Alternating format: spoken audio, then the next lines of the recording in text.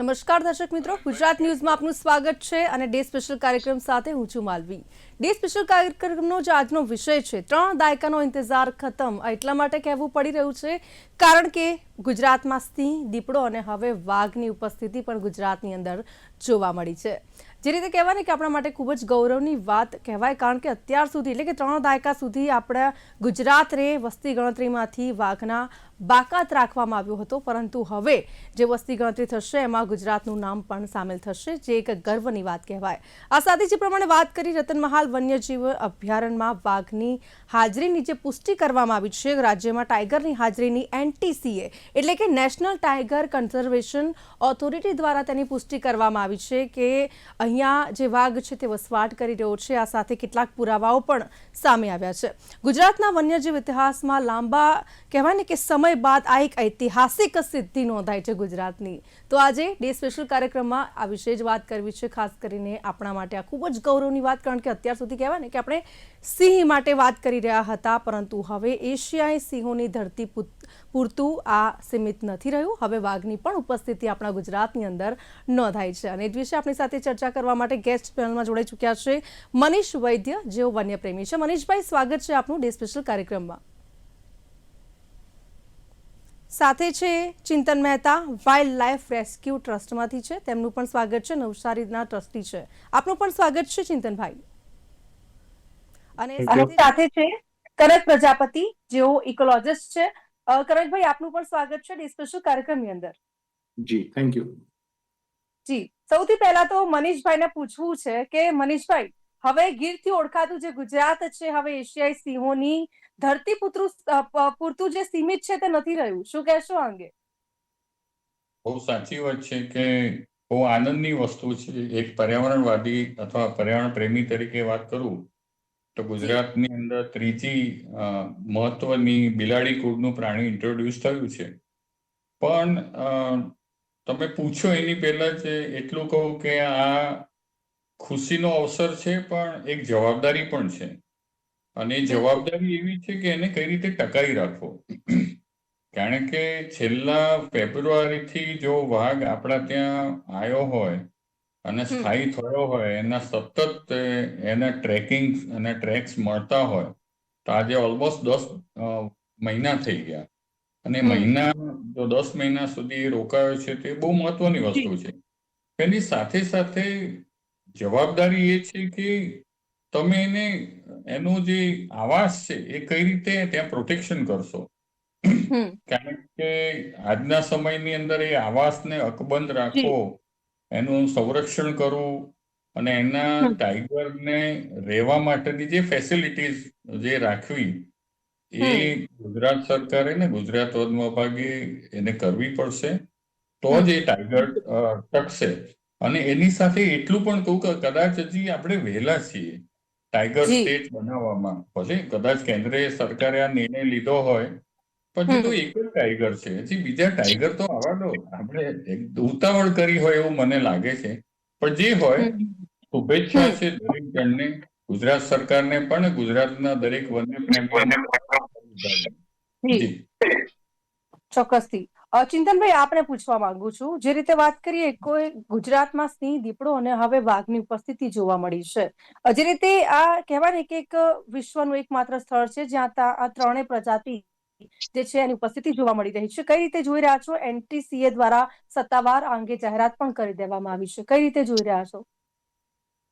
જી, ખૂબ જ આનંદની વાત છે ગુજરાત અને દેશ માટે કે આ એક એવું રાજ્ય બની ગયું છે કે ત્યાં 3 પ્રકારની બિલાડી કુળ એટલે કે સિંહ, દીપડો અને હવે વાઘ। મારી ધ્યાન મુજબ લાસ્ટ 92માં ડાંગની અંદર છેલ્લો લેપર્ડ નોંધાયેલો, અને એ અગાઉ 6 જેટલા લેપર્ડો હતા અને કોઈક કારણસર વાઘો હતા, અને કોઈક કારણસર ત્યાંથી હવે લુપ્ત થઈ ગયા છે।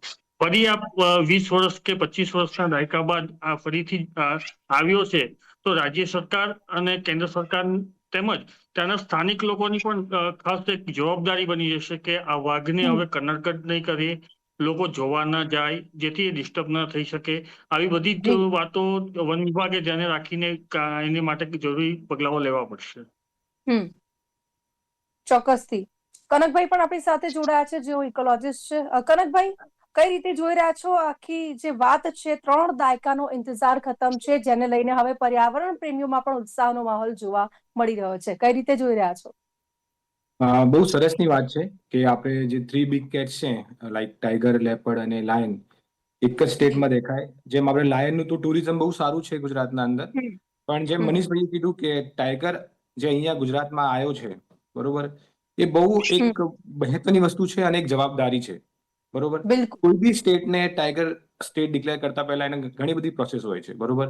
ટાઈગરનું પોપ્યુલેશન કયું છે, કેવી રીતનું ટાઈગરનું રહેવાનું છે, કયા ટાઈપનું જી. હેબિટાઇટ છે, બરોબર.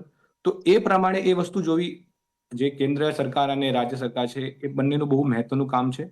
અને એના હમ, પછી આના ઉપર જે ટીમ છે, કયા ટાઈપના ફોરેસ્ટ મેનેજમેન્ટ, કેવી રીતના ફોરેસ્ટ મેનેજમેન્ટ કરવાની છે, એનડીસી નું શું બિગ રોલ હશે, બરોબર, હમ, ટાઈગર માટે અને કન્ઝર્વેશન બિલકુલ. માટે. તો એ વસ્તુ છે, કારણ કે ટાઈગરની પોપ્યુલેશન આપણે જોઈએ તો આ 20 વર્ષમાં જે આપણી જી. સરકારે કામ કર્યું છે અને ફોરેસ્ટ ડિપાર્ટમેન્ટ કામ કર્યું છે, લગભગ આપણા જોડે 3500 પ્લસ ટાઈગરની પોપ્યુલેશન છે. અને હમ, 2026માં હવે ફેર ટાઈગરની પોપ્યુલેશનનું આપણે જોડે રેકોર્ડ આવશે. તો એમાં જો કદાચ ગુજરાતમાં સારું પોપ્યુલેશન છે ટાઈગરનું, હમ, તો આપણે કદાચ ગુજરાતને એક ટાઈગર સ્ટેટ આપણે માની શકીએ. પણ એક આ જિમ્મેદારી છે.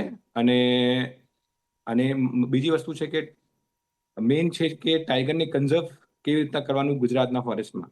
કારણ કે જી. ગુજરાતના ફોરેસ્ટના અંદર ઘણા પ્રકારના ફોરેસ્ટ છે, બરોબર. બિલકુલ. ગ્રાસલેન્ડ છે, ડેન્સ ફોરેસ્ટ છે, બરોબર. તો એ પ્રમાણે આ એક જવાબદારી છે. તો હમ. એ પ્રમાણે આપણે જોઈ શકીએ એમ. ચોક્કસથી મનીષભાઈ દ્વારા પહેલા જ કહી દેવામાં આવ્યું છે કે પ્રોટેક્શન અને જવાબદારીની વાત કરવામાં આવી છે. ખાસ કરીને આગળનું પણ જો આપણે રેકોર્ડ જોઈએ, જે રીતે કરકભાઈ આપની સાથે વાત કરી રહી છું, જે રીતે આખું આમ જોઈએ કે ગુજરાતમાં એક સમયે વાઘની હાજરી મોટી સંખ્યામાં હતી, પરંતુ કાળક્રમે એની બાદબાકી થવા લાગી ને ત્યારબાદ વાઘની જે પ્રજાતિ છે તે લુપ્ત થઈ ગઈ. એની પાછળ ઘણા બધા કારણો જવાબદાર હોઈ શકે છે, પરંતુ જો છેલ્લે 1989 ની વાત કરીએ, વાઘની વસ્તી ગણતરી થઈ, પુરાવા પણ મળ્યા, પરંતુ વાઘ ક્યાંય જોવા ન મળ્યો. એ પણ એક કહેવાય ને કે વાસ્તવિકતા છે. એટલે કે વાઘની વસ્તી ગણતરીમાંથી ગુજરાતની બાદબાકી કરવામાં આવી હતી, એટલે રાજ્યએ ટાઈગર સ્ટેટનો દરજ્જો પણ ગુમાવ્યો હતો. હવે આવું કંઈ ના થાય એના માટે ખાસ કરીને ગુજરાતે કયા પ્રકારની તકેદારી રાખવી પડશે? ઇકોસિસ્ટમ હોવાની પણ પુષ્ટિ કરી છે ગુજરાતમાં વાઘના વસવાટ કરવા માટે. તો આ ઇકોસિસ્ટમને વધુ મજબૂત કરવા માટે શું કરવું, કયા પ્રકારના જે પગલા છે તે લેવા જરૂરી બની જાય છે? બિલકુલ. તો પહેલી વસ્તુ એ છે કે આપણે એક મેનેજમેન્ટ બનાવવું જોઈએ, ટાઈગર કન્ઝર્વેશન મેનેજમેન્ટ, કે કઈ પ્રકારનું ટાઈગર કન્ઝર્વેશન કયા લેન્ડમાં રહેશે. ફોર એક્ઝામ્પલ, ગીરમાં તમે જુઓ તો ગ્રાસલેન્ડ છે, સ્ક્રબલેન્ડ છે, બરોબર. પછી આપણે ડાંગમાં આવીએ તો ડાંગમાં ડેન્સ ફોરેસ્ટ છે, બરોબર. બંને પ્રોપર હેબિટેટ છે. તો આપણે એના પહેલા એક બેઝલાઇન સ્ટડી કરવી પડશે કે ગુજરાતમાં કયા કયા હેબિટેટ પ્રોપર ટાઈગર માટે રહેશે, જે આપણે ટાઈગરની પોપ્યુલેશન કાં તો આપણે ટાઈગરને રિલોકેટ કરી શકીએ, બરોબર. ટાઈગરની પોતાની બહુ મોટી ટેરિટરી હોય છે, બરોબર. જેમ આપણે જોઈએ ગીરમાં, અત્યારે ગીરમાં જે કદાચ એક સમય એવું થશે કે ઓવર પોપ્યુલેશન થઈ શકે, બીકોઝ ગીરનું જે ફોરેસ્ટ છે, બરોબર, અત્યારે ટાઈગર તમને પેરીફેરીમાં કાં તો ગામડે વિસ્તારે તમને બહુ દેખાય છે, લાયન, સોરી. તો એવી શક્યતા ટાઈગર ઉપર ના આવે, કારણ કે ટાઈગરની જે ટેરિટરી છે એ બહુ મોટી હોય છે. એક સોલિટરી એનિમલ છે. એક તો એકલો ચાલે, બરોબર. અને એકલો ચાલે એટલે જંગલ વસાવે. તો આ એક વસ્તુ છે, બરોબર. તે એક પ્રોપર મેનેજમેન્ટ ટીમ, એક મેનેજમેન્ટ ફર્મ હોવું જોઈએ ટાઈગર માટે.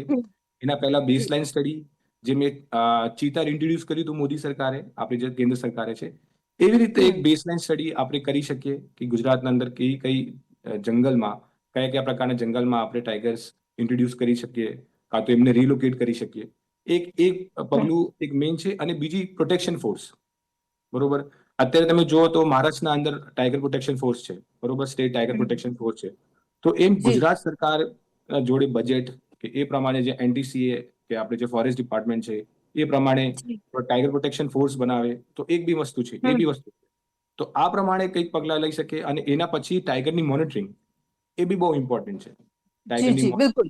ટાઈગરની સ્ટડી, બરોબર. તો આ ઘણી રીતે છે, બરોબર. તો આ રીતના આપણે કાફી રીતને કામ કરી શકીએ, બરોબર. આમાં ગુજરાત ગવર્મેન્ટ બહુ સરસ કામ કરે છે લાયન કન્ઝર્વેશન માટે.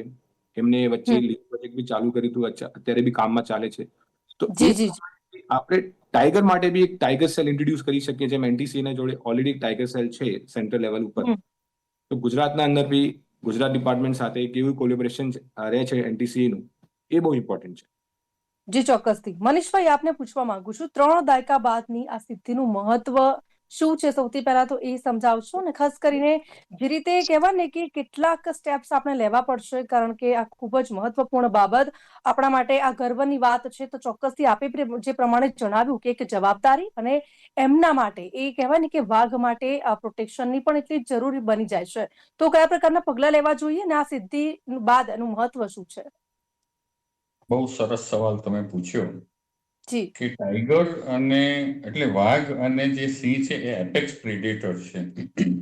એની હાજરી એ જંગલની એક સારામાં સારી ઇકોલોજી ત્યાં ડેવલપ થઈ છે એવું કહી શકાય. પણ જે આજકાલ જે પોલિટિકલ સિનારીઓ છે, કાં તો જે આપણે બધા માનવ કેન્દ્રિત છીએ, આપણે પર્યાવરણ અને વન્ય પ્રાણીઓને પાછળ પ્રાયોરિટી આપે છે.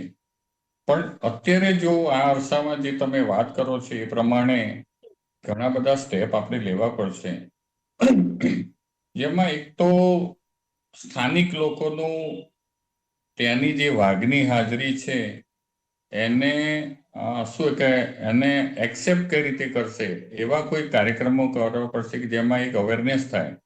આ એટલા માટે કહું છું કે જ્યારે તમે જ્યારે ત્યાં વાઘની હાજરી થઈ છે, તો તમારે એના જે તૃણાહારી પ્રાણીઓ છે એને વધારવા પડશે. કારણ કે એ જંગલની અંદર એવું ગીરની જેમ આટલા બધા અસંખ્ય સ્પોટેડ ડિયર કાં તો બીજા તૃણાહારી પ્રાણીઓ નથી. તો વાઘ શું ખાશે એનો પહેલા વિચાર કરવો પડશે. બીજું, વાઘ કઈ રીતે રહેશે, તેની માટે તમારે નવા જે જંગલ છે એની જે લેન્ડ છે એ તમારે ટાઈગર રિઝર્વ કાં તો પછી સેન્ચુરીમાં બનાવવી પડશે. પણ આજના સમયમાં જે અત્યારે તમને લેન્ડના પ્રશ્નો તમને ખબર છે, ઉદ્યોગો માટે જે જમીનો આપી દે છે, અને હમણાં જે અંબાજીનો ઇસ્યુ છે FRA, ફોરેસ્ટ રાઇટ્સ પ્રમાણે, તો આવા સમયે લેન્ડ કોણ આપશે અને સરકાર કઈ રીતે લેશે ટાઈગર માટે, એ બહુ જ મહત્વની વસ્તુ છે. ત્રીજો સૌથી વધારે અગત્યનો પ્રશ્ન એ છે કે જે કોરિડોર, મનીષભાઈ, આપને અટકાવવા માંગુ છું. ચિંતનભાઈ, આપનો ફોન સીધો કરશો પ્લીઝ. સીધો છે મેમ મારો ફોન. હેલો. સીધો નથી, પહેલા બસ. બેન, સૌથી વધારે અગત્યની વસ્તુ છે કે જે ટાઈગર જે કોરિડોર થી આવ્યો છે મધ્યપ્રદેશ થી કાં તો રાજસ્થાનથી, તો એ કોરિડોરને તમારે ઇન્ટેક રાખવો પડશે. તમને ખબર છે ને અત્યારે સરકાર શું કરવા બેઠી છે? જંગલની જમીનો વેચે છે, ઉદ્યોગો માટે વેચે છે, મોટા ઇન્ડસ્ટ્રીઝ વેચે. તો આવું કરશે તો ટાઈગર નહીં બચે. બીજું, ટાઈગરને પાણીના સ્ત્રોતો ઉભા કરવા પડશે. તો ત્યાં આગળ એને પાણીનું અવેલેબિલિટી છે કે નહીં. બીજું, ઇકો સેન્સિટિવ ઝોન જો ત્યાં હોય તો ત્યાં કોઈ ઉદ્યોગોને દૂર રાખવા પડશે. પર્યાવરણ ત્યાં આગળ કેમ એને અનુકૂળ આવશે એવા ટાઈગરને ત્યાં આગળ રહેવા માટે ઉભા કરવા પડશે. બીજું, સ્ટાફના જે પ્રોટેક્શન છે, જે ફ્રન્ટ લાઇન કાં તો ફૂડ પેટ્રોલિંગ સ્ટાફ છે, એને તમારે સક્ષમ બનાવવા પડશે, એને કેપેસિટી બિલ્ડિંગ પ્રોગ્રામ કરવા પડશે, એમના સંસાધનો આપવા પડશે, અને એક પોલિસીમાં ચેન્જ લાવવો પડશે. આ બધું કરશો તો જ ટાઈગર રહેશે. નહીતર ખાલી જો આપણે ટાઈગર આવ્યો છે અને વાઘ આવ્યો રે વાઘ એમ કરીને જો આપણે એકદમ શું કહેવાય, મારી ભાષામાં કહું, આપણે નાચવા માંડીશું તો ટાઈગર નહીં રહે. ટાઈગરને બચાવવું એ ગુજરાત સરકાર માટે ચેલેન્જ છે. જી જી જી, બિલકુલથી એકદમ સાચી વાત કહી મનીષભાઈ, આપે જે રીતે વાત કરી છે. કારણ કે કહેવાય ને કે ટાઈગર આવી તો ગયો, પરંતુ હવે એને પ્રોટેક્શન કઈ રીતે મળે છે, એના અસ્તિત્વને ટકાવી રાખવા માટે પણ કેટલાક પગલાં લેવા જરૂરી છે. જે પ્રમાણે શિકારની ઉપલબ્ધતાની વાત હોય, સુરક્ષિત આશ્રયની વાત હોય, આપે જે પ્રમાણે પાણીના સ્ત્રોતની વાત કરી છે, એ દરેક એંગલથી જોઈએ તો ગુજરાતની સ્થિતિને ચિંતનભાઈ આપ કઈ રીતે જોઈ રહ્યા છો? વાઘના અસ્તિત્વને ટકાવી રાખવા માટે કેટલા પડકારો છે? જી, આ વાઘ આવ્યો છે, ઘણું આનંદની વાત છે, પરંતુ હવે જો સરકાર કે વન વિભાગ જો આને જેનું જરૂરી જાળવણી નહીં કરે તો આ વાઘ પાછો ફરી પણ જઈ શકે છે. જો આને ટકાવી રાખવું હોય તો એની ફૂડ સાયકલને મેન્ટેન કરવી પડશે, જેમ મનીષભાઈએ કીધું છે. એને જરૂરી પ્રોટેક્શન આપવો પડશે. 24 કલાક વન વિભાગની ટીમો દરરોજ 8 કલાકના રોટેશનમાં એનું પ્રોટેક્શન કરતી રહે. એ મુવમેન્ટ જે કરે છે એના ઉપર ધ્યાન રાખે. ટેપ કેમેરા સેટ કરીને એની મુવમેન્ટો કે બધે એ શું ફૂડ સાયકલમાં લે છે. અને આ બધી જ વસ્તુઓ રાજ્ય સરકાર અને વન વિભાગે હવે કરવી રહી આના માટે. જી ચોક્કસથી. કરણભાઈ, જે રીતે આપણે વાઘની વાત કરી રહ્યા છીએ, પરંતુ કહેવાય ને કે વાઘની હાજરીથી સિંહોના સંરક્ષણ પર કોઈ અસર પડશે? જો આમાં કેવી વસ્તુ છે કે મનીષભાઈ જેમ પહેલે વાત કરી કે બંને ટાઈગર ને લાયન બંને એક એપેક્સ પ્રેડિટર છે, બરોબર? જી. ફૂડ ચેનના સૌથી ટોપ પ્રેડિટર છે એ લોકો, બરોબર? બંનેનું રિસોર્સ મેનેજમેન્ટ કેવી રીતનું સરકાર કરશે કાં તો સ્ટેટ સરકાર લાવવાની છે, બરોબર? ફોર એક્ઝામ્પલ, જી. બંને જે ડાયુનલ છે, નોક્ટર્નલ છે, બરોબર? ફોર હમ. એક્ઝામ્પલ, લાયન વધારે કેવું છે કે દિવસે શું કહેવાય, અટેક કરવા માટે કાં તો ફૂડ સર્ચ માટે વધારે તત્પર હોય છે, અને ટાઈગર નાઇટમાં વધારે પડતા શું કહેવાય એમનું ખોરાક શોધવા માટે જાય છે, બરોબર? તો આ એક વસ્તુ છે. અને બીજી વસ્તુ એક કહેવા માંગુ છે કે એમનું કેવું ટાઈપનું જાનવર પસંદ છે. હું લાયનની વાત કરું, લાયન ને સ્પોટેડ ડિયર જે આપણે ચીતલ કહીએ, એ એમનો પ્રિય ફૂડ છે, બરોબર? પણ તમે ટાઈગર જુઓ, ટાઈગર વધારે સાંભરમાં, જે સાંભર ડિયર છે એમાં બહુ પ્રમાણે ઇન્ટરેસ્ટ રહે છે. તો સાંભરનું કઈ રીતનું પોપ્યુલેશન છે ગુજરાતના અંદર, બરોબર? એક આપણે પોઈન્ટ નોટ કરવા જેવું છે કે બિલકુલ. ટાઈગર માટે ફૂડ અવેલેબલ છે કે નથી. આપણે જે રિસોર્સ મેનેજમેન્ટ, જે રિસોર્સ છે બંને માટે, એ ઇમ્પોર્ટન્ટ છે કે નથી. અને બંનેના રિસોર્સ મેનેજમેન્ટ કદાચ અલગ હોઈ શકે જી. તો શક્યતા છે કે બંને કોએક્ઝિસ્ટ કરી શકે, હમ. બરોબર? બંને એપેક્સ પ્રેડિટર છે, બરોબર? તો આમાં કેવું હોય છે કે એક મેનમાં બે તલવાર ના રહે, બરોબર? બિલકુલ. તો કદાચ આપણે રિસોર્સ મેનેજમેન્ટ પર ફોકસ રાખશું તો ડેફિનેટલી શક્યતા છે કે કોએક્ઝિસ્ટન્સ થઈ શકે. પણ આના માટે બહુ રીતે મેનેજમેન્ટ પ્લાન આપણે એક બનાવવી પડે. એના માટે ઘણું સ્ટડી કરવું પડે. એના પછી ફૂડ અવેલેબિલિટી છે કે નથી. અને બીજી વસ્તુ, કોરિડોર્સ બહુ ઇમ્પોર્ટન્ટ છે. જેમ અત્યારે મનીષભાઈ કહેતા હતા કે રાજસ્થાનથી અને ગુજરાતની જે કોરિડોર છે, અત્યારે એના ઉપર ઘણું કામ કરવાની જરૂરત છે. પછી એમપી અને ગુજરાત બોર્ડર કોરિડોર છે, એનું બી બહુ મહત્વનું છે. અને પછી મહારાષ્ટ્ર, જેટલા બી આપણે ગુજરાતની જેટલા બી આપણે સ્ટેટ ટચ થયેલા છે, ત્રણેય સ્ટેટમાં ટાઈગર છે, બરોબર? તો કોરિડોર બી એક ઇમ્પોર્ટન્ટ છે, બરોબર? એમના માટે કે કેવી રીતના આપણે કોરિડોરનું આપણે મેન્ટેન કરી છે, બરોબર? કોરિડોર વેલ છે, પ્રોટેક્શન મોડમાં છે, કોરિડોર ઉપર કઈ પ્રકારની પ્રજાતિઓ છે, કઈ પ્રકારનું ઓક્યુપન્સી છે વન્યજીવનનું, એ બી બહુ ઇમ્પોર્ટન્ટ છે. અને બીજી વસ્તુ છે કે હ્યુમન સાથે કોન્ફ્લિક્ટ ના થવું જોઈએ. બિલકુલ. લેપર્ડ્સમાં ઘણું બધું છે. તમે પંચમહાલમાં જો કે સેન્ટ્રલ ગુજરાતમાં જો, ઘણું બધું કોન્ફ્લિક્ટ છે, બરોબર? આપણે ગુજરાતમાં જે ગીરની વાત કરીએ ત્યાં લાયનનું નથી, પણ અમુક જગ્યાએ આપણે જે મહારાષ્ટ્રમાં વાત કરીએ કાં તો એમપીમાં વાત કરીએ ત્યાં ટાઈગરનું થોડું ઘણું કોન્ફ્લિક્ટ છે. તો એક કોન્ફ્લિક્ટ ઉપર કામ કરવું જરૂરી છે કે આપણે હ્યુમન્સ કેટલા એડેપ્ટ છે ટાઈગર્સ માટે. તો આ વસ્તુ છે.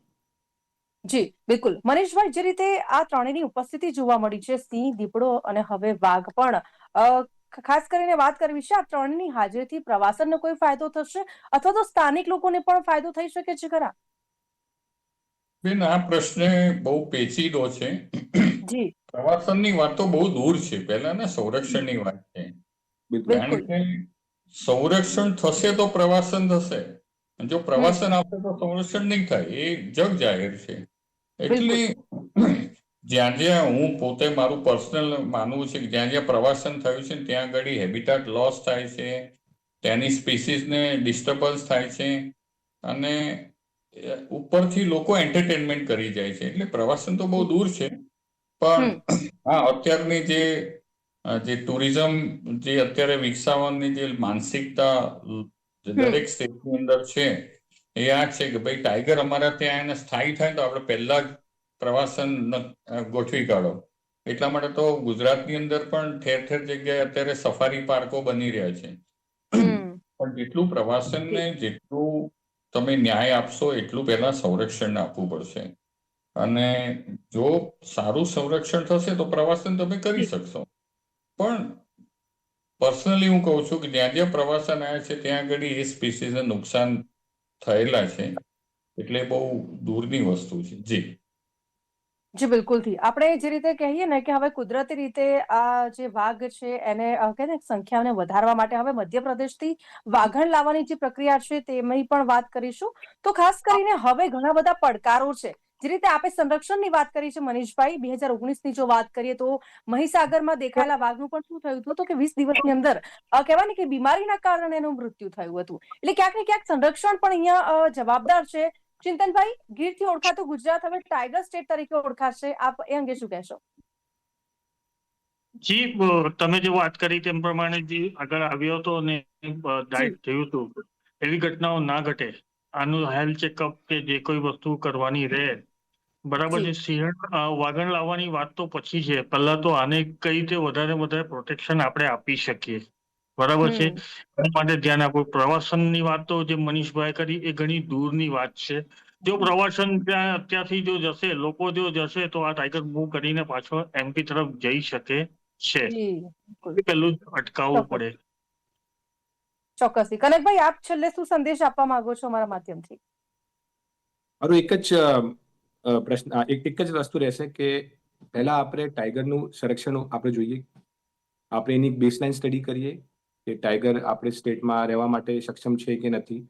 કેમ તો સક્ષમ છે, બરોબર. જેટલું મારું એક્સપિરિયન્સ છે એ પ્રમાણે તો જેટલું બી હેબિટાઇટ ટાઈગરને જોઈએ એ પ્રમાણે હેબિટાઇટ છે, પણ એ હેબિટાઇટ એક લિમિટેશન સુધી છે, બરોબર. બીકોઝ ટાઈગર બહુ મોટી હોય છે, બરોબર. તો વસ્તુ એ જ છે કે આપણે સંરક્ષણ ઉપર પહેલા કામ કરવું જોઈએ. અને જેમ તમે ટુરિઝમની વાત કરી, ટુરિઝમ તો બહુ દૂરની વાત છે, બરોબર. અને આપણે જે ફિમેલ લાવવાની વાત છે, બરોબર. ફિમેલ બી લાવો તો એના પહેલા આપણે ઘણી બધી પ્રક્રિયા હોય છે. બંનેનું રીરિકોર્ડિંગ કરવું પડે, પછી મેડિકલ હેલ્થ ચેકઅપ કરવું પડે. એના પછી આપણે રિલોકેટ કરી શકીએ ફિમેલને. તો મારા માટે એક વસ્તુ એ છે કે ટાઈગર આપણે અત્યારે રેડી નથી ટાઈગર સ્ટેટ ઘોષિત કરવા માટે. જી ચોક્કસથી. થેન્ક યુ વેરી મચ મનીષભાઈ, ચિંતનભાઈ અને કનકભાઈ, આપ ત્રણે ગેસ્ટ અમારી સાથે જોડાયા, ચર્ચામાં ભાગ લીધો બદલ thank you very much. Thank you so much. તો 3 દાયકાનો ઇંતજાર હવે ખતમ તો થઈ રહ્યું છે, પરંતુ જે રીતે આ ટોક શોની અંદર આપણે વાત કરી છે કે હવે આ વાઘના અસ્તિત્વને ટકાવી રાખવા માટે પણ કેટલાક પડકારો છે.